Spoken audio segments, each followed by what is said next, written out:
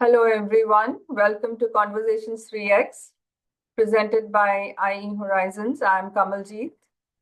And as always, we are finding ways to empower women, talk to people who can tell us about the power within ourselves and how to improve ourselves to overcome daily life challenges, spiritual challenges, and look at the world as a global community. So today we are talking to Archana Arun. My focus will be on the philosophy of the Bhagavad Gita, understanding the humanistic spiritual aspect from there. And let's hear what she has got to say. We can get. So, hi Archana, how are you? Happy to have you here on Conversations 3X today. Thank you so much, Kamaljeet ji. It's a pleasure to be here with you, and thank you so much for this opportunity.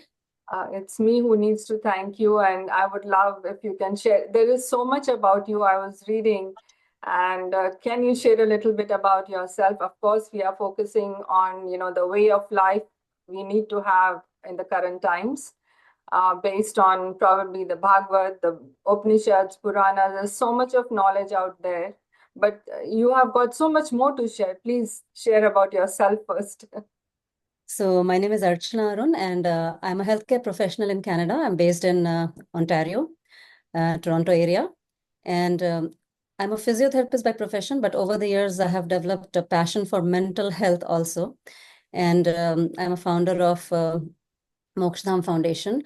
So this is a platform where we have made yoga accessible and affordable to people because our classes are all donation based, and we do a lot of free camps in person and online. Wow. And yes, so over the years we have touched thousands of lives. So it all got started in the middle of pandemic, when the second wave of pandemic actually hit India, and we were seeing a greater need for physical and mental health restoration. So I collaborated with around 20 yoga teachers. So I'm not only a healthcare professional, but yoga and meditation teacher too. So we collaborated together, and in 2021, we did a very huge camp having more than 1,000 people online from India and Canada and US. Wow. Participating, and in 4 different languages. So English, Hindi, Kannada, and I think it was Tamil also. So it went on for 3 months. We started in June 21st, which is International Yoga Day, and went on June, July, August, and then what to do next, we don't know. So, and the demand was like, keep going from the participants. So we tried to formalize it, and that found the basis of Mokshadham Foundation. And we continued that. We do 2 free yoga camps online, January and June. So the next one is upcoming in January. And every time we have huge participation. And that's how we have touched lives. And our yoga classes are different because we do a very traditional yoga classes. All our teachers are trained in traditional ashrams in India. And we have the basis of what we call Vedanta teachings. Wow. Teachings.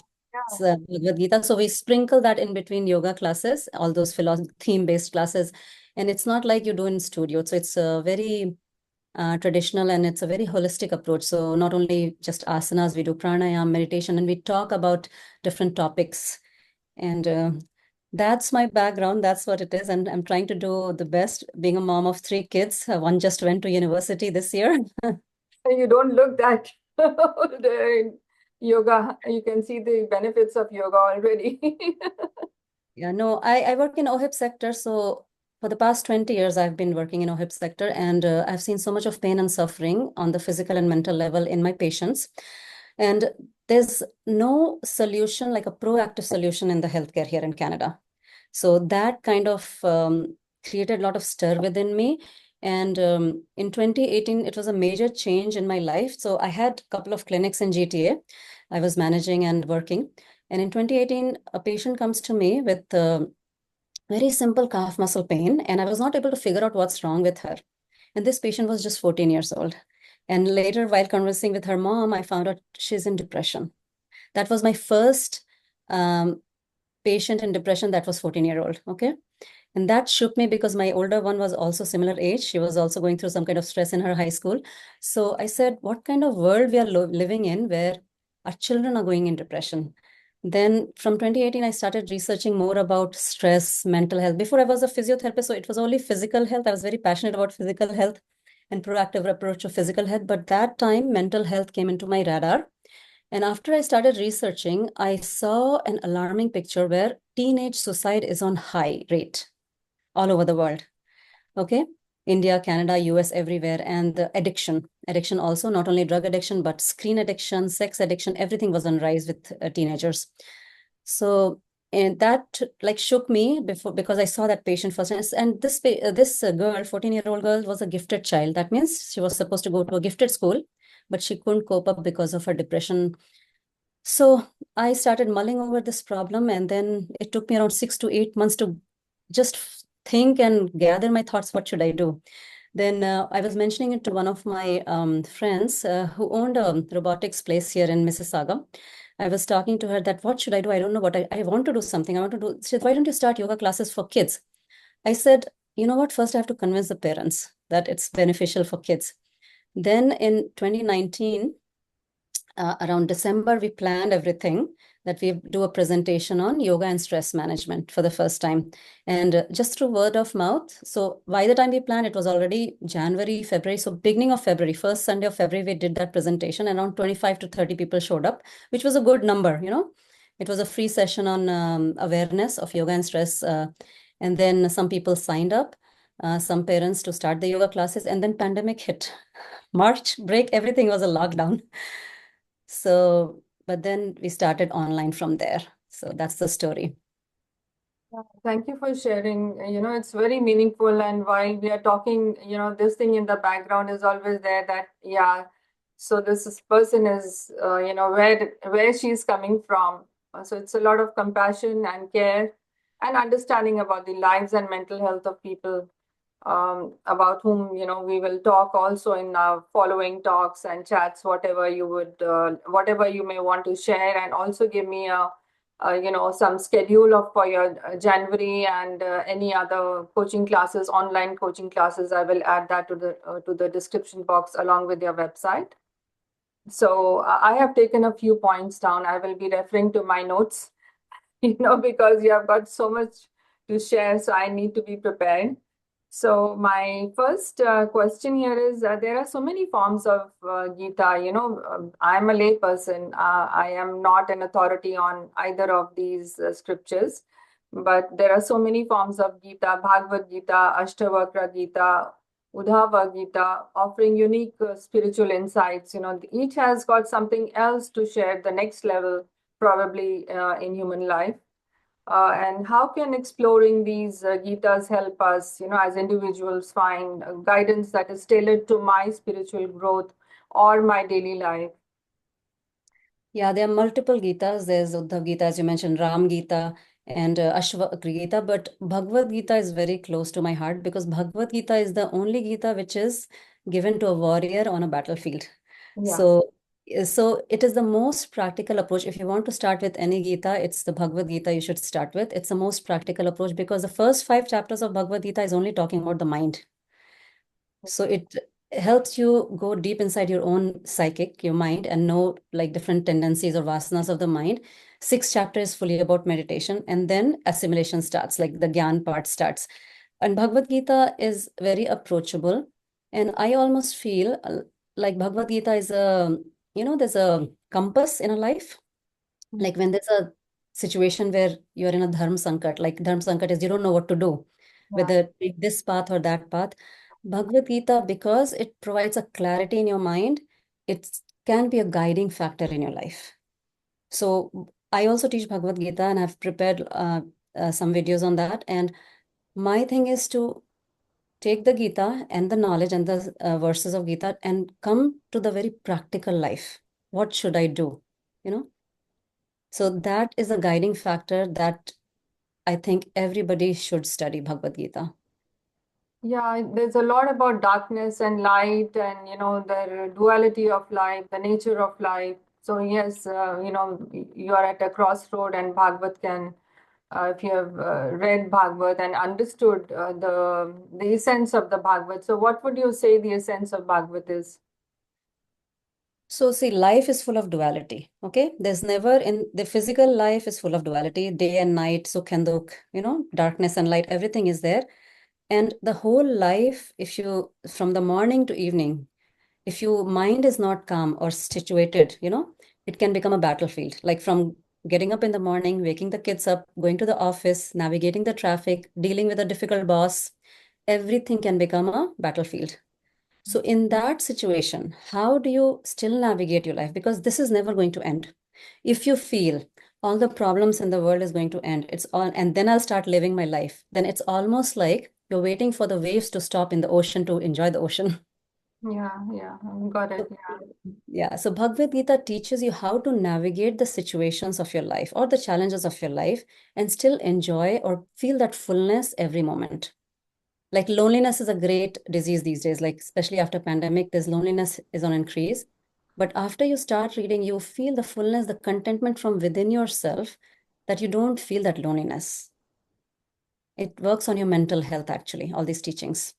Yeah, so tell me about is Bhagavad about religion? Like, how can the teachings of Bhagavad, and even I would include Vedas and Upanishads here, that how do they bridge the gap between the religious belief system and even considering Canada, because we are living in Canada, there is how does this value system, change with the Canadian fabric? See, there's no Hindi or Punjabi or Sanskrit word for religion, okay? What our rishis told us is to follow dharma, okay? So what you call dharma is that's what is taught in all the scriptures. And what is dharma? Dharma's definition is very clearly given in our scriptures, which is simplest definition if I give you of dharma is called sustainability. Oh, wow. I didn't know that. It's new to me. Dharete iti dharmaha. The root word of dharma is dhri. The root word of dharti is also dhri. Dhanush is also dha. Dhyan is also dha. So Yeah. all the word is you're situated. Something that holds you is dharma. Simple context, if we understand it as a duty, okay? So if a mother does her duty well towards her children, it will uphold or sustain children, isn't it? Similarly, if a teacher or a principal of a school does the proper duty, it will sustain the students. Similarly, a king or a ruler of a country does the duty properly, it will sustain the entire society. So it is about the first word of Bhagavad Gita is dharma, and the last word is mama. Mama means my. So entire Bhagavad Gita teaches what is my dharma. So there's something called swadharma. That is, if you're in a role like a mother or a teacher or a sister or a citizen of a country, what is your duty? Okay. And while carrying your duty, if you face challenges in life, how should you navigate that, but still carry on your duty? So there's no word for religion in our culture. And our rishis did not say, never said, believe in Bhagavan or believe in God. Yeah. They said, no God, because you are itself. Tattvam asi, right? You are that. Yeah. It's almost like if you go to a high school physics class, right? The teacher teaches about optic rays, this and that, and then takes you to the lab to experiment and you yourself see that, isn't it? So Mhm. the entire study of Gurukul was like that you are that. Now I'll tell you the methods to reach that. So this is all Vedant, Bhagavad Gita is a part of methodology so that you can realize your own true nature. And then when you realize your true nature, then only you can carry on your dharma properly.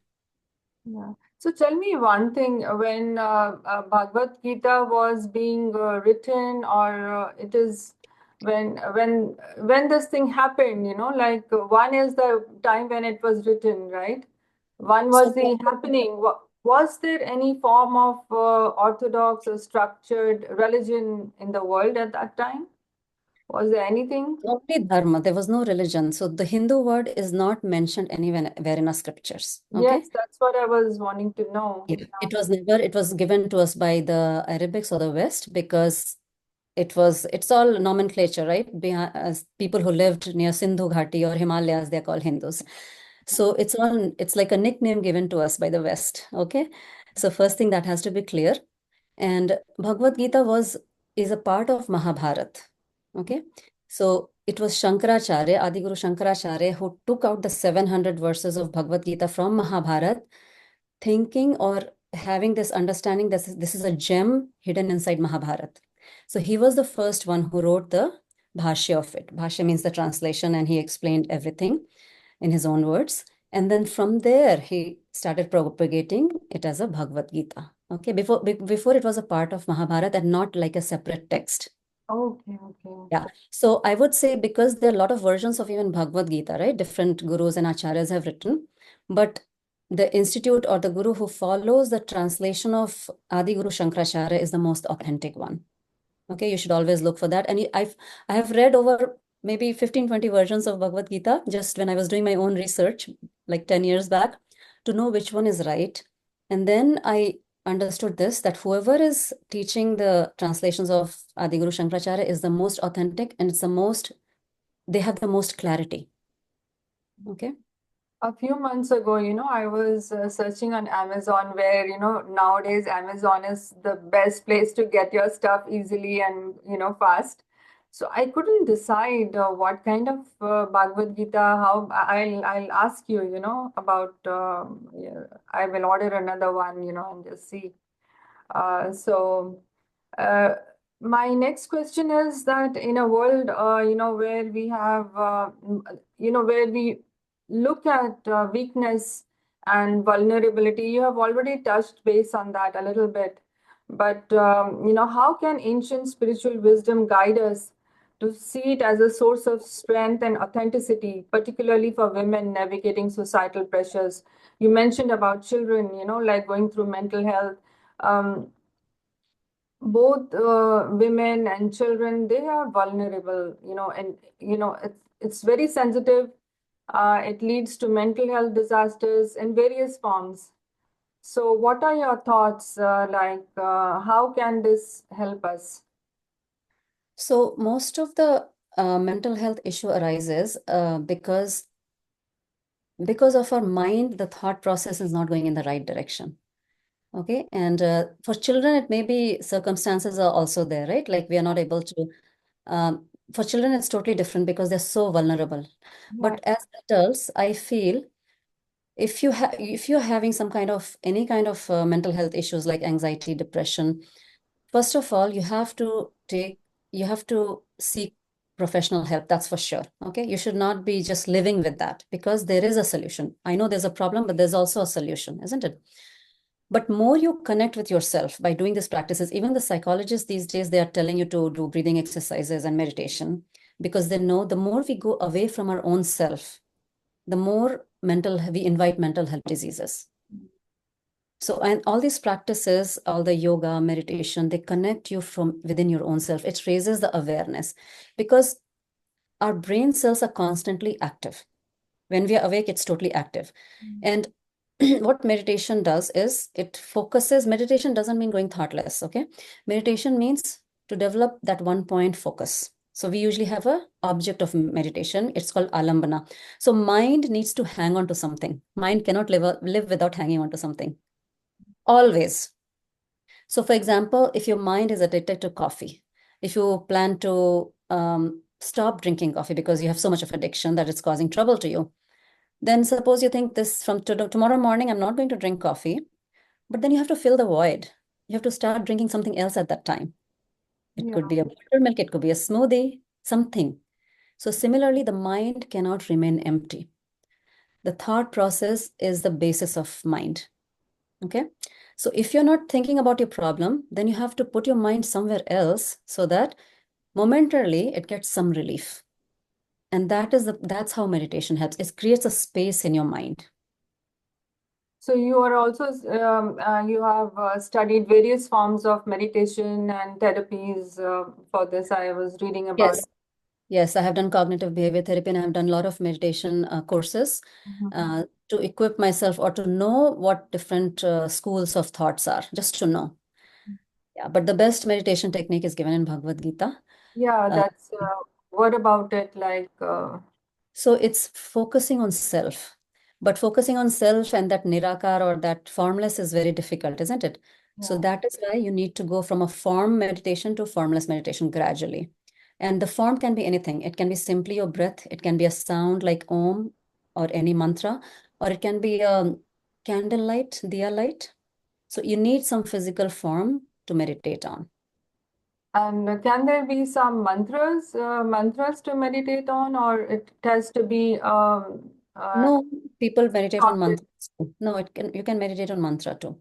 Mantra chanting, in fact, in chapter 10, it's given as the most powerful form of meditation. Oh, Because suppose you chant Om Namah Shivaya, so it's going from A, B, C back to A, B, C, A, B, C, A, B, C.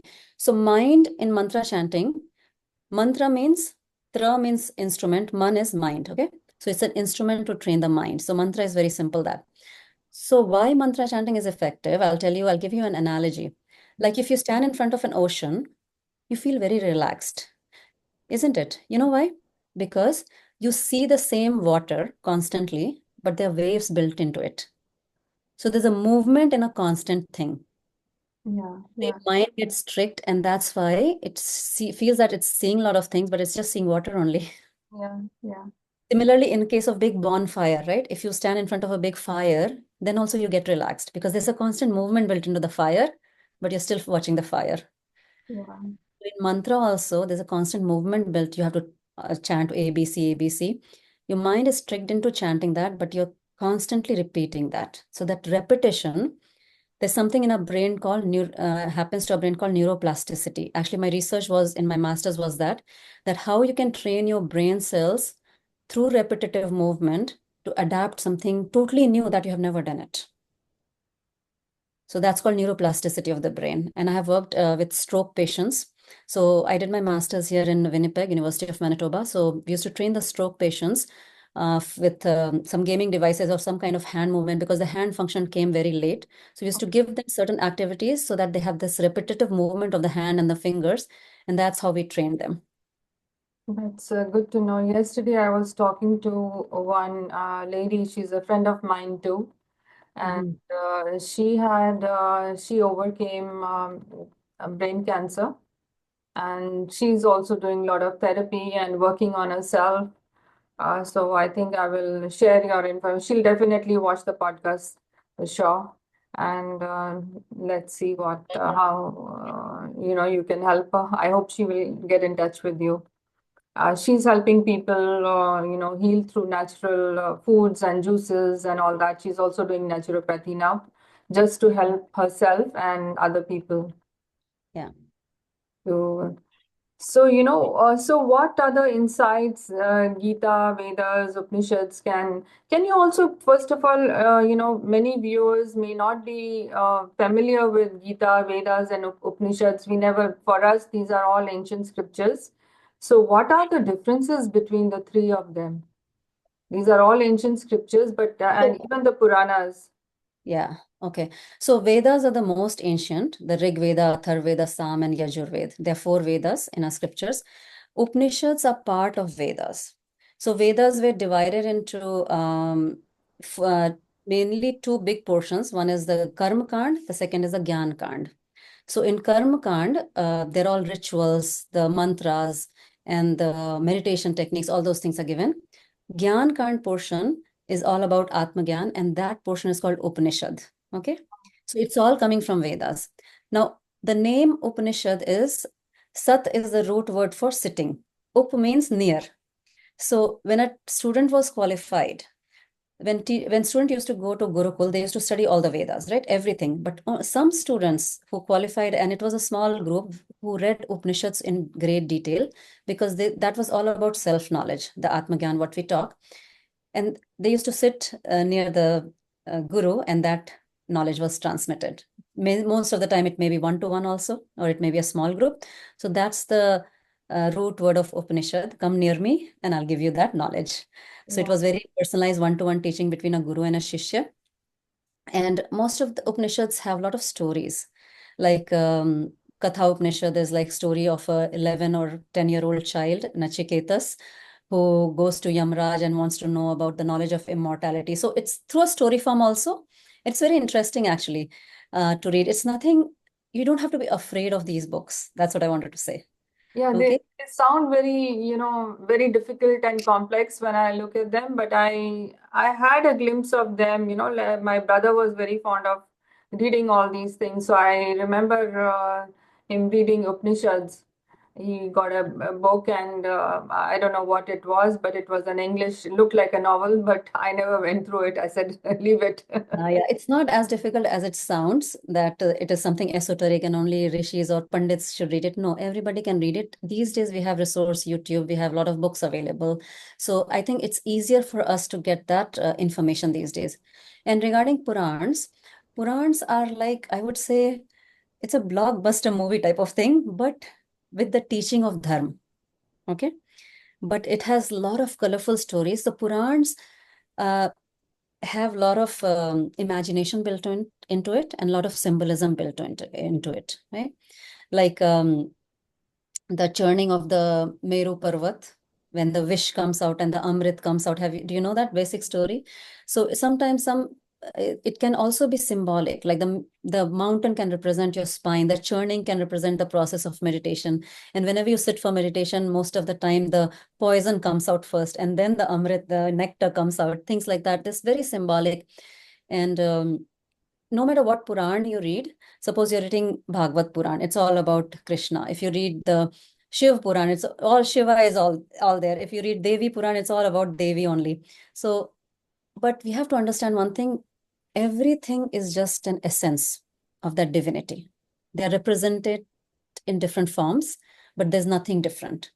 Main thing to learn is what you can learn from it. For example, in Markandeya Puran, we have Durga Shaptasati, where it comes from, the Devi Mahatmya. It's a verse on Durga and the entire festival of Navratri. So most of our festivals and the rituals of the festivals are based on our Purans. All right, I all right. think Puran has held that gyan inside us through the rituals. Okay. Tell me about the stories and the narratives that are being used in this. Did they really occur? The things, did they really occur, or are they just Not fantasy? everything. No, not everything. Those are so why Purans were written? Purans were written for simpler minds, and most of like it's children's comics book, right?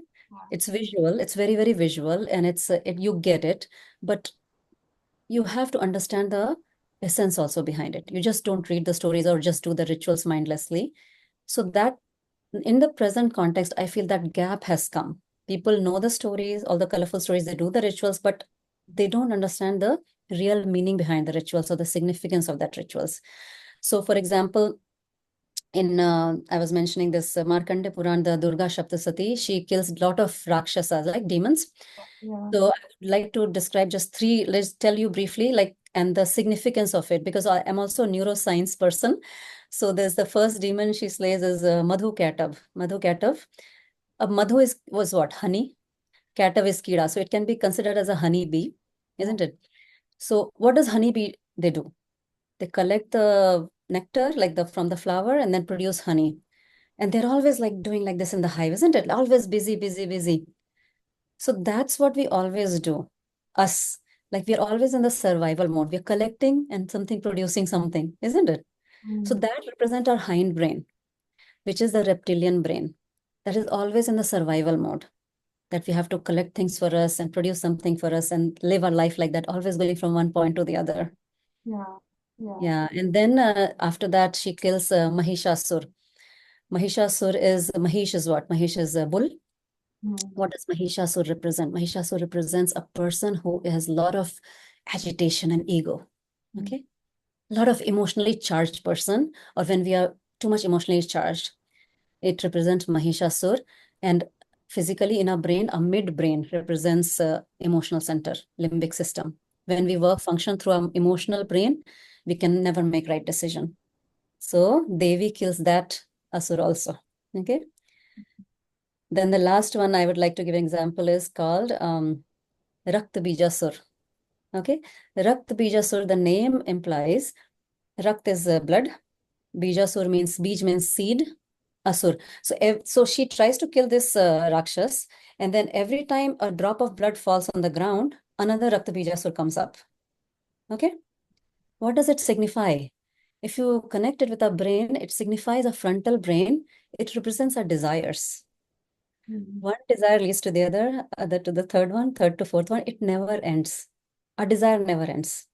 Yeah, beautifully explained. Thank you for sharing that.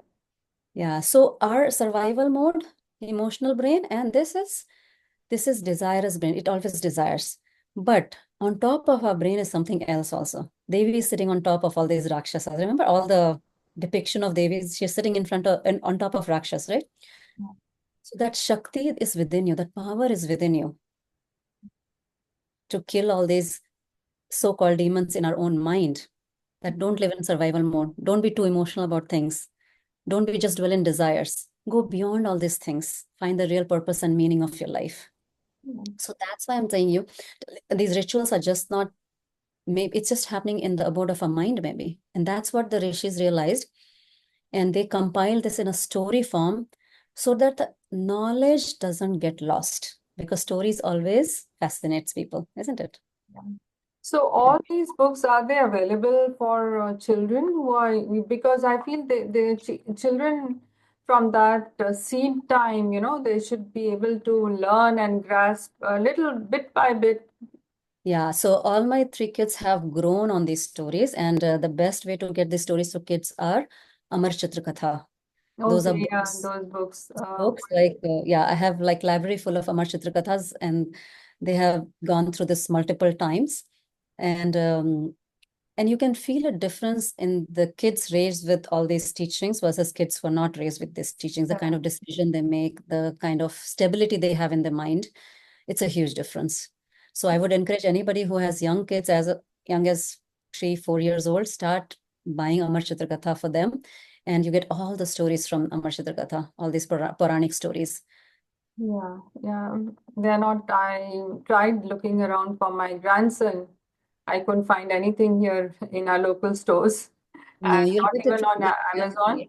But yeah. hopefully in some time we'll find them.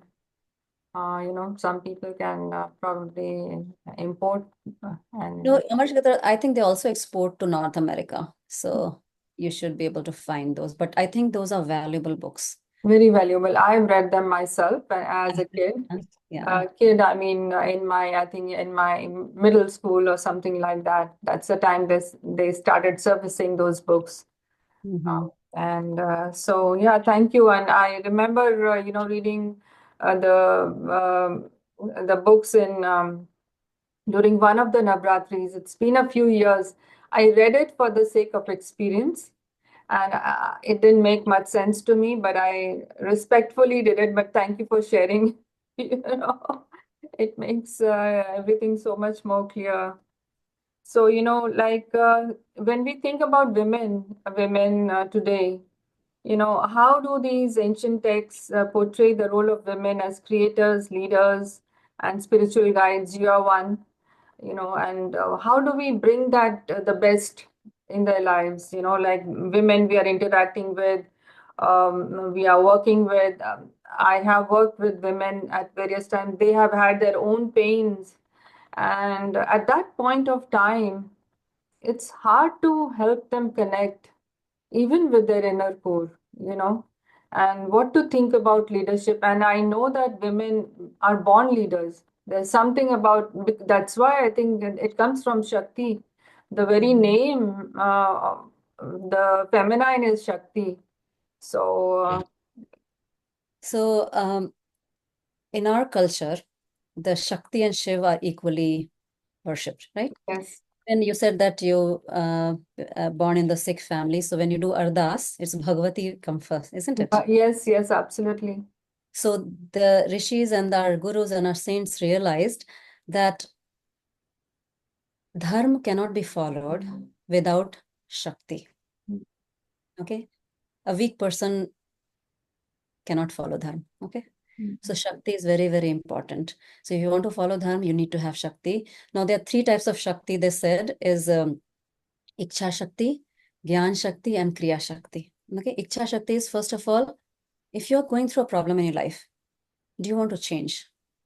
Okay, sometimes what I've seen with my clients, when I do counseling, that sometimes people are in so low of their life that they don't have ichha for anything, like they don't have any desire even to live, right? They're suicidal. They may be suicidal, or they may be putting blame, or they have a victim mindset. That's a very low level of existence. But even I can say that I have got those people out of those mental condition through these teachings. Okay. So that ichha has to be generated, that desire has to be generated. Okay. So the desire can be good and bad both. What example I gave in the previous with the Durga Devi slaying the desire and all those things. But the desire to live, the desire to expand in the right direction is a good desire. Okay. Yeah. So you have to have that discrimination in your mind, that what is a good desire and what is not so good desire for me. Okay. So that Ichha Shakti has to be generated. If you don't have the capacity to generate on your own, then seek professional help. That's for sure. Don't live in that same mess, because nobody is going to come to your own rescue. You have to rescue yourself. That thing every woman has to realize. Everybody has to realize. Okay. You have to take the charge of your life. So take some help, maybe a friend or a professional or whoever can help you. So that Ichha Shakti has to be generated. Then that Gyan Shakti has to become. And Gyan means like what is right for me, right knowledge, what will help me. You know, there are a lot of information out there, but what works best for me? Even though they're right in your how to define what is correct, because right is again very relevant. When I look at the word right, I feel challenged myself when I talk to my own children at times. Telling them, okay, this is not right. The first, how do you say that? I understand your question. So I always go with what is dharma, what is adharma. Okay, going with the rather than right and wrong. So again, another definition of dharma is ahimsa parmo dharam. Ahimsa is the highest dharma. Ahimsa doesn't mean non-violence. Ahimsa means path of least harm. For example, I'm in the medical field, so I'll explain you that way. A patient comes to a doctor with a lot of problems in the leg. Okay, so much so that to save the life of a patient, the doctor has to cut the leg. Otherwise, the patient will not survive. Is there a hinsa in that? There's a violence in cutting the leg, isn't it? There's a lot of bloodshed. But what is the path of least harm? What is a greater good? So what is we are sacrificing? Okay. If to say something will cause more damage, or to keep quiet will prevent damage, or to keep quiet will cause more damage. So that is why our rishis did not give a doctrine or dogma that do this or do that. Even telling a lie, okay? They didn't say, see the situation and then, like, you have to speak the truth. But the truth that causes more damage, you better keep quiet. Okay? Yeah, that's That wisdom, right? Yeah, because the onus of the karma is given to us. We choose. Okay, they have told follow dharma. Dharma is the action in the right direction. So every situation can be different. What do I decide? That is based that comes from the gyan, the knowledge. The more knowledge we have about ourselves, or the insight into our mind or the situation, then we are able to make the right decision, isn't it? Sometimes we make a decision 5 years down, we think that we should not have made that decision because at that time we did not have an idea. So what I usually tell people, either you take suggestion from somebody who has a little bit more idea, more insight, like obviously parents have a little bit more idea than teenager kids, similarly who's expert in your field or a little bit more Gyani, I would say. So that is why if you see our history, all the kings had a guru, some kind of spiritual guru attached to them to give them some direction. Teacher, in a way, Some teacher who can guide them in the terms of dharma sankat, like when you're not able to decide what is right, what is wrong. So based on dharma, what is my dharma? Because this is so important. So if as a mother, I fail to do my duty as a mother, my children will collapse. They will not survive, right? They will not sustain. So in the history, sometimes some kings have taken wrong decision because of which entire country has suffered, isn't it? They did not follow dharma. So dharma is very crucial, that what is the path of least harm, what it will sustain the society or the little community you belong to, or even yourself. What is dharma for you? Getting up in the morning, working on myself is my dharma, or just watching back-to-back movies in the late night is my dharma, right? What is my goal? Yeah, that's a very important thing. Yeah, you have to define it and identify. Yeah. So when your goal is absolutely clear, then your process becomes easier. So that gyan, I was coming back to that gyan shakti, Yeah. that goal is your gyan. What is my goal in life? How Yeah. do I define myself? What is that I have to achieve? If somebody has to achieve, for example, very simple, like weight loss, okay, what should I do? You know, getting knowledge about that. What should I do? And then am I abiding by those gyan that I have acquired, the knowledge that I have acquired? That is gyan shakti. The last one comes as kriya shakti. Kriya shakti is taking an action, okay, or acquiring the resources that will help you achieve that goal. It can be financial resources, it can be public resources, it can be just your actions itself, gathering people, things like that. So Ichha Shakti, Gyan Shakti, and Kriya Shakti. So each one of us have to ponder within that, what is my goal? What do I seek? And then how I'm going about it. And all our rishis, saints, and gurus, they never said that because you're a woman, you're limited in something. We were never looked as a body. We are beyond body and mind. That's everybody said, right? Yeah, so yeah, got it. And Shakti and Shiva, like also, equivalent. Yes, yes. So there's no difference whether you're a man or a woman. Everybody has the same mind. It works the same way. So every mind goes through the same cycle of depression or any kind of anxiety.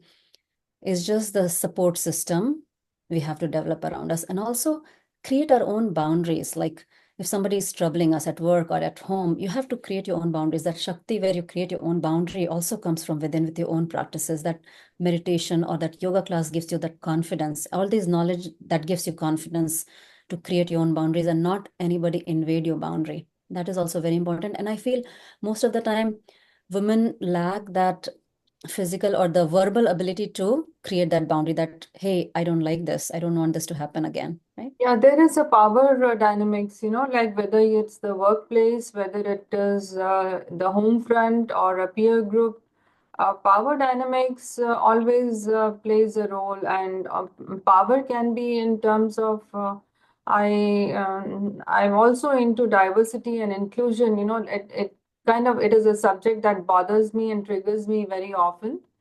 And so I think going within and seeking the information within does give you that wisdom and knowledge how to deal with it at the right time. But Mhm. can we define it? How do we get it from within? So as I said initially, Arishi said that Tvamasi, you are that Yeah, divinity. So that divinity is within us. We just have to tap into it. We have a lot of energy sort of in a latent form, the potential energy. Once we tap into it, because you're not a body, you're not a mind, you're not even defined by your race, culture, religion, anything, right? mm, Once you start seeing yourself as a human being, that I'm a human being, this is my goal in life, and this is the methodology I'll follow, and you work on yourself, physical and mental. So the world respects power. So if you become powerful, you become a great businessman, no matter what religion or race you belong to, people will respect you. Or you become a great scientist. yeah, So I think division based on or celebration based on religion or race is also not that I'm very fond of. It's fine that a lot of uh, discrimination has happened in the past, but I think we have to train our children to go beyond and not identify with any race or religion. We have to go beyond this. yeah, yeah. Not keep telling them that, oh, you belong to this religion or race, that's why things are happening with you, or you have to do extra work. No, it's nothing like that. You develop that power within you and the world will salute you. I'm telling you. Yeah, yeah, you just said the perfect thing that I wanted to hear, like something that I was stumbling for words and you just coined it right here. Thank you for saying that. So, my which spiritual practices would you shared a little bit, but which spiritual practices in your own way you would like to recommend for individuals who are trying to seek a balance, balance within their own emotions and resilience in the face of, whatever that is happening in the society. There's a lot of turmoil, can be like, again, I said, it's a workplace, it is your friends, it's a modern way of life. It's everything is so fast paced.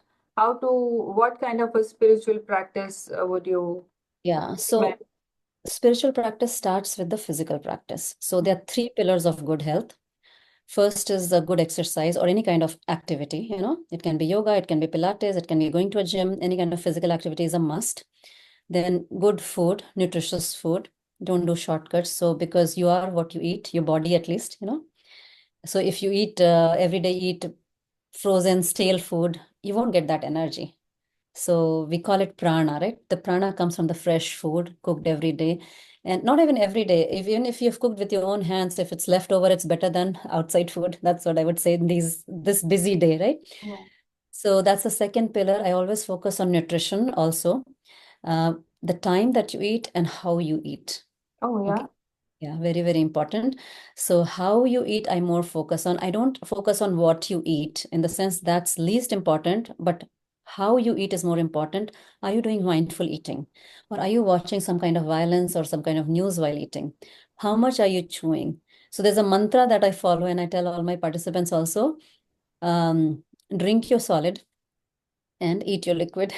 That means you chew your solid food so much that it becomes liquid and then you gulp it in because more than half the digestion happens in the mouth.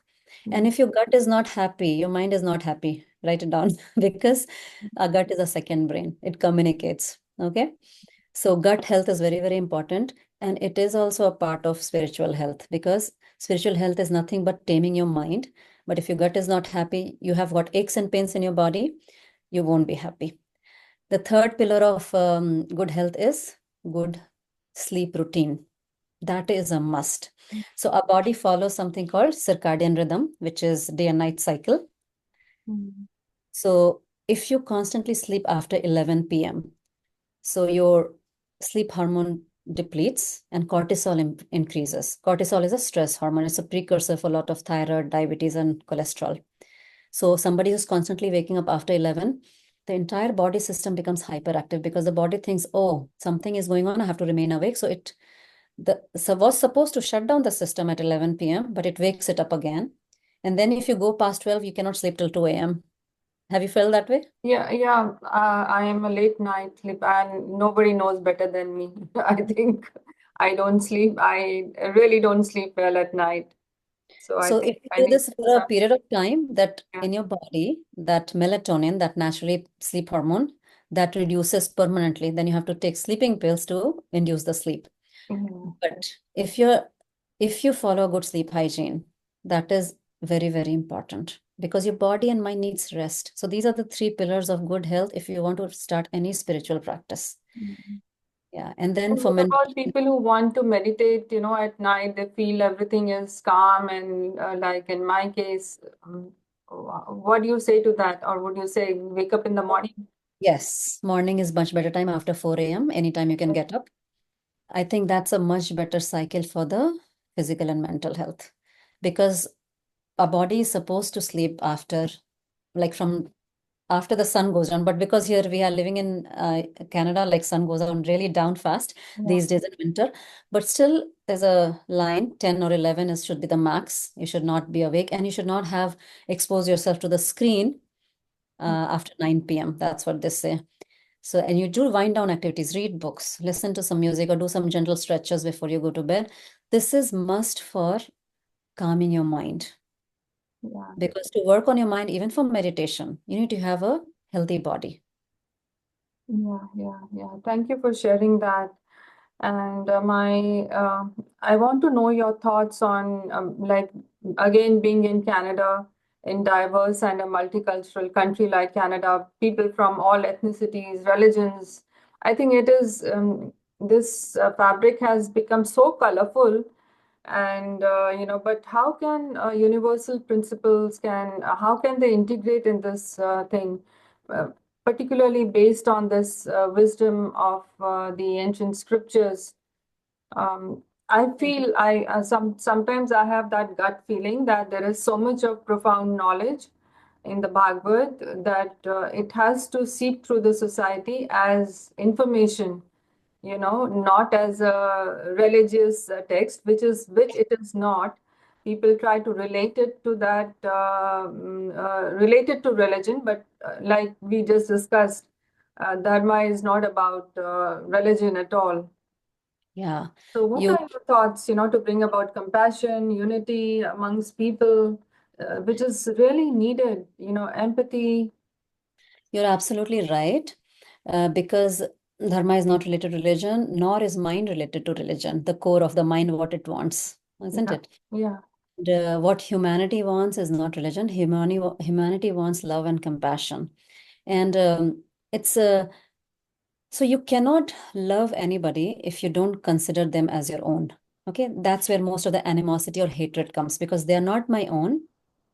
I Mm, cannot love them. I may pretend to respect them or tolerate them. That's the word. But I don't like this word tolerance also. It should be love and acceptance. That is actually shown through our practices and culture and this essence of our all the shastras or the scriptures. That so how do we love somebody who doesn't belong to our religion or come from a different fabric? So as I said, we can only love people whom we feel they're mine. Okay. mm, So what happens when you start doing these practices of yoga meditation, your circle of minus gradually increases. mm, First, you feel that, oh, this is me, this is my kids, my family. And then when you interact, as you grow older, probably become a teenager, you get related to your friends. These are my friends, my community, my religion, my country. As you go, suppose you start living in Canada, now you feel one with Canada because you've lived and experienced. When you read the scriptures, so there's a shlok in Bhagavad Gita, Aham Atma Gudakesha Sarva Bhuta Shiyasthita. Like, hey Arjun, I am the one that is situated in each and every heart of each and every being. So mm, when you come to that point, you feel the essence in you, and essence in me nothing different. You mm. are essentially me reflected in that body. Then that love for you comes out of me. Okay. So that's what the goal or the end goal of all these teachings are, to see oneness in everybody. And that is the only way you can love others, when you see oneness in the other person. Yeah, that's a huge, expansive state of mind and life to embrace everyone, because everything is contained within that oneness. Yeah, because right now we only go with identification. Oh, Yeah. like I'm an Indian, I'm a Canadian, I'm brown, and he's white or she's this thing. We live in pockets, we live in identities. Whereas the knowledge of yoga, Vedanta, everything tells that go beyond all these identities. You're not this. So there's a method called neti, that I'm not this, I'm not Yeah, that, yeah, negate everything, negate. yeah, So Vedant means Upanishads. So because it comes at the end of Vedas, it's called Vedant also. yeah. So there's a teaching called neti technique. Mm, I'm not this body, I'm not this mind, I'm not even a male or a female. Then you start feeling oneness when you keep practicing, and there's plethora of practices, right? So, and not every practice will suit everybody. So that's why you need a guide, or you can experiment yourself if you have a lot of time, what suits you and what not. So when you start doing this practice, you'll feel that your compassion for people has increased. And not only that, the situation that caused you problem 5 years back is no longer a problem for you. It's only a situation. mm. Maybe the situation is the same, but it's not bothering you. Yeah, yeah, So something changes within our mind yeah, yeah, after these practices, and that is very profound. yeah, yeah. Is there anything else that you want to? You're a wealth of knowledge. You're an encyclopedia. I mean, Feeling. I would love to talk to you again multiple times. Let's see how it works out. Learn more from you, but definitely share. There's something that you want to share for everyone in Canada, particularly.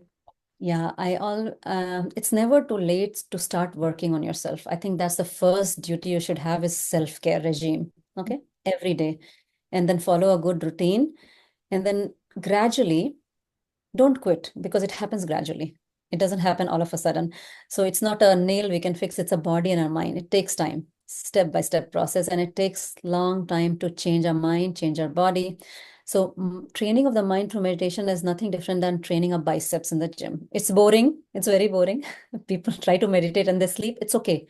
But coming back to that mat is what is more important. So don't give up. Don't try meditation for 3 weeks and say, oh my God, nothing works. No, keep doing it. How does it matter? 2 minutes to 5 minutes. That's all I say. Start little. mini goal, but you must commit to that mini goal every day. Yeah. Just 2 minutes. I'll sit and focus on my breath for 2 minutes, or I'll sit and chant this mantra for 2 minutes. I'll just do one posture today. That's all. That's all you have to start with if you haven't started your self-care journey. So it's all about self-care journey. Yeah, yeah. It was lovely talking to you. Just I don't know how to thank you, Archana, but Pleasure. looking Thank forward you. to meet you again. You're a wealth of knowledge. I'm grateful to God, and I'm grateful to you. Thank you for being here. Yeah. Namaste. Namaste.